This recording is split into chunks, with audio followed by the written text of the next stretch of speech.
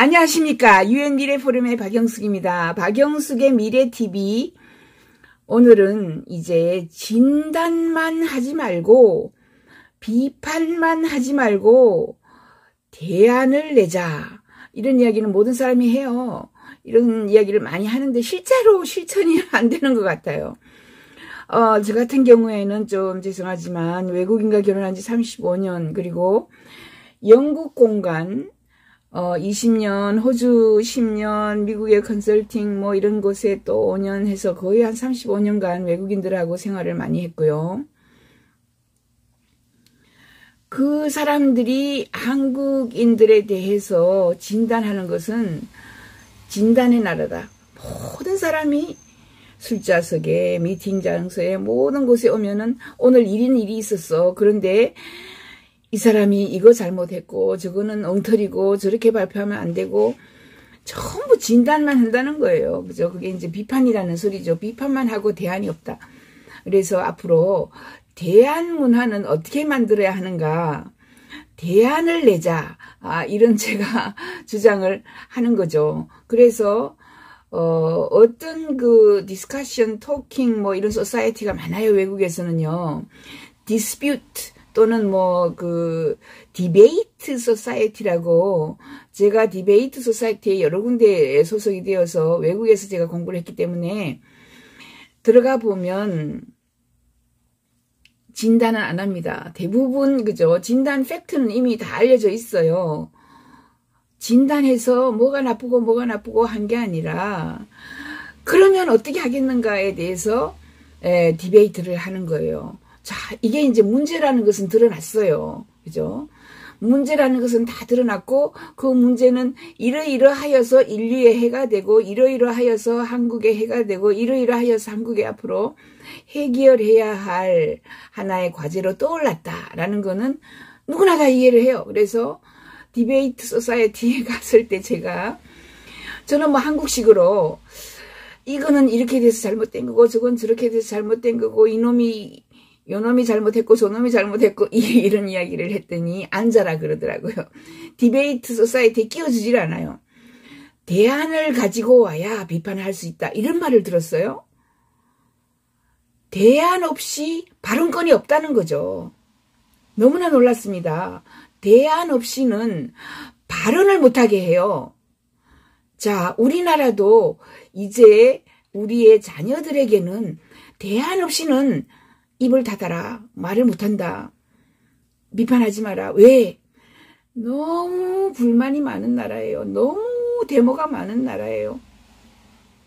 제가 외국 생활을 많이 했기 때문에 보면은 이렇게 불평, 불만이 많고, 이렇게 모든 사람이 정치 비판을 하고, 이렇게 정치 비판, 그죠?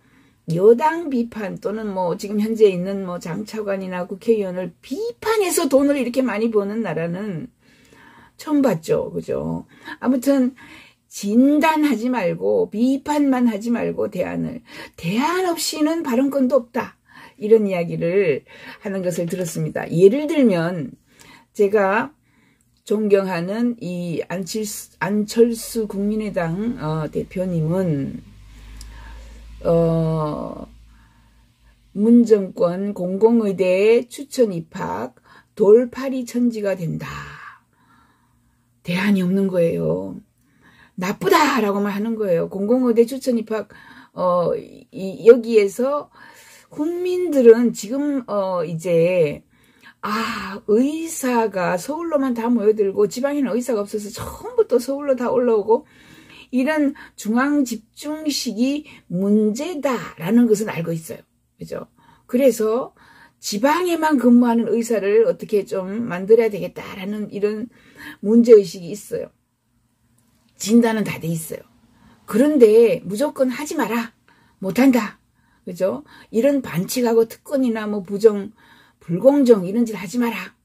그러면 다 같이 다 죽고 말까라는 거죠. 그죠? 이렇게 전직 의사였고 의대를 나오셨고 IT 이 안랩에 다양한 첨단 기술 테크 그죠 월드에서 리더이신 안철수 선생님께서는 대안을 좀 내주셔야 돼요. 자, 앞으로 그러면 어떤 식으로 우리가 대안을 마주할 수 있을까를 보면요. 자, 이제는 진단 아닌 대안이 필요하다라고 제가 주장을 합니다. 우리나라는 친구들 모임이나 뭐 미팅에 가면은 진단이 99%예요. 대안은 거의 없어요. 근데 초등학생, 중학생, 대학생들에게 진단을 내놓게 하는 사고, 진단이 없이는 발언권도 없다라는 사고를 하게 되면 아이들이 새로운 대안을 자꾸 찾는 거예요. 그죠? 그래서 국가가 흥합니다. 국가가 망하지 않고 흥할 수 있는 것은 젊은 아이들이 대안을 찾아야 돼요. 아, 이거 이렇게 문제가 있으니까 그러면 대안이 뭐지?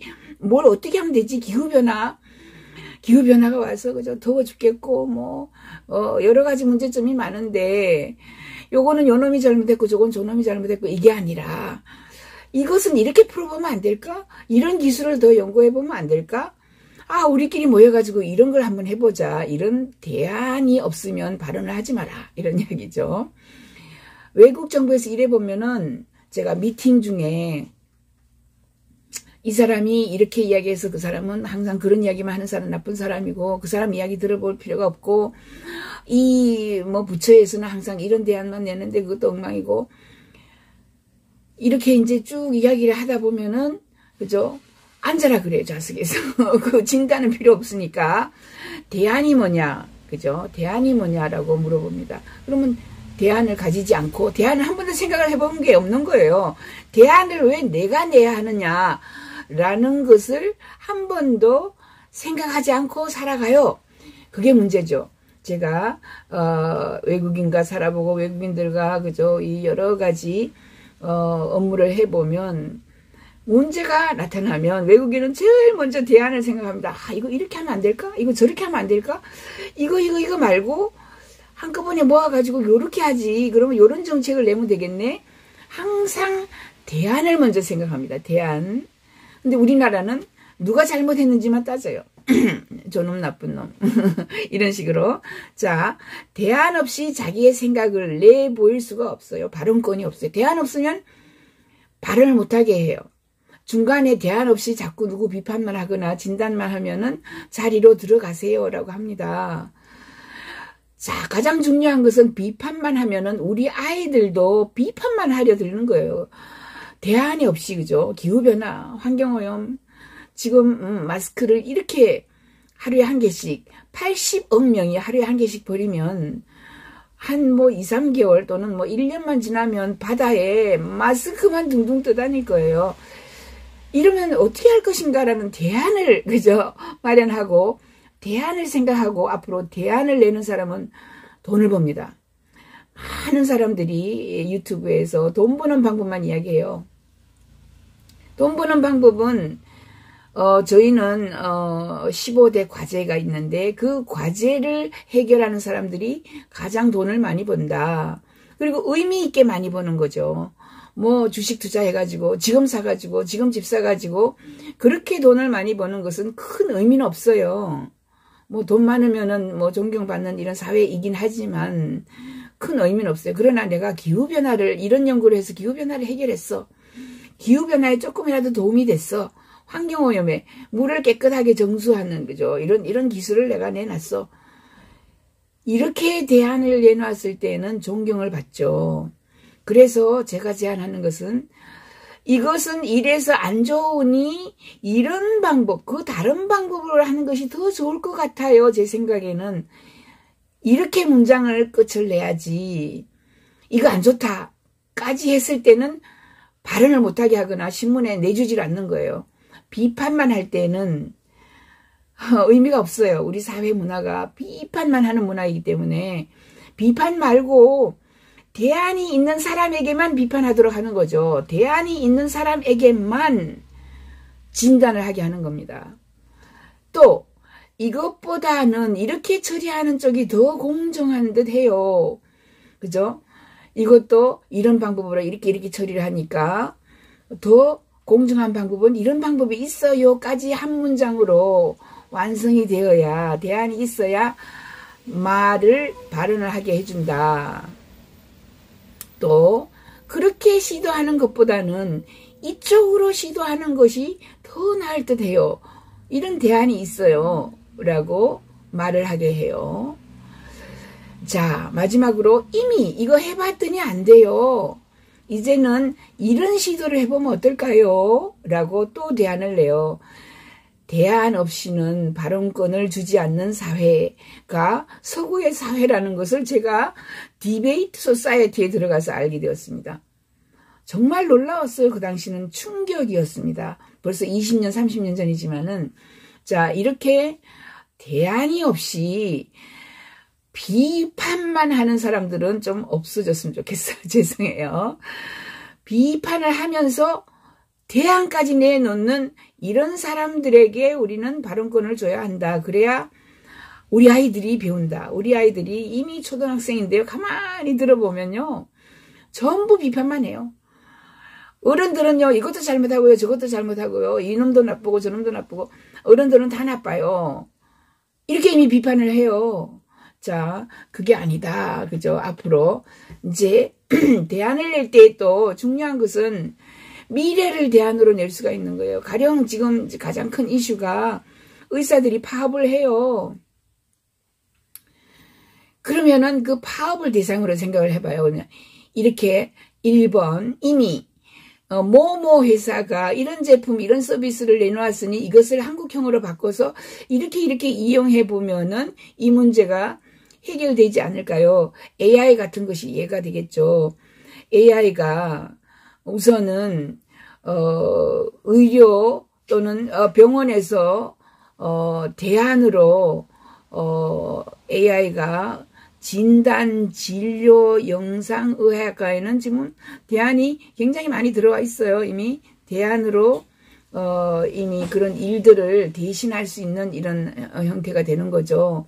두 번째, 이미 한국에 무슨 연구소가 이런 것을 만들었는데 이것은 조금 부족하니 이렇게 예산을 투입하여서 이렇게 인력을 구축해서 지방의 의사의 부족을 해결하면 어떨까요? 이런 대안을 낼 수 있고, 세 번째, 저 같으면은 이런 대안을 냅니다. 미래에는 로봇 의사, 로봇 간호원이 대거 나오는데 우리나라는 로봇을 만드는 기업이 무슨 기업이 있어요. 간호 로봇, 의사 로봇을 더 많이 만들어서 예산과 정책을 투입하여서 지방의 의사 부족을 해결하고, 특히 지방에 더 많은 로봇 의사나 로봇 간호원을 배치를 해서 로봇에 대해서 많은 연구를 하게 되고, 사실 저희는 한 5년 정도만 되면은 사람들이 인간으로부터 수술 받으려고 하지 않아요. 로봇이 더 정확하고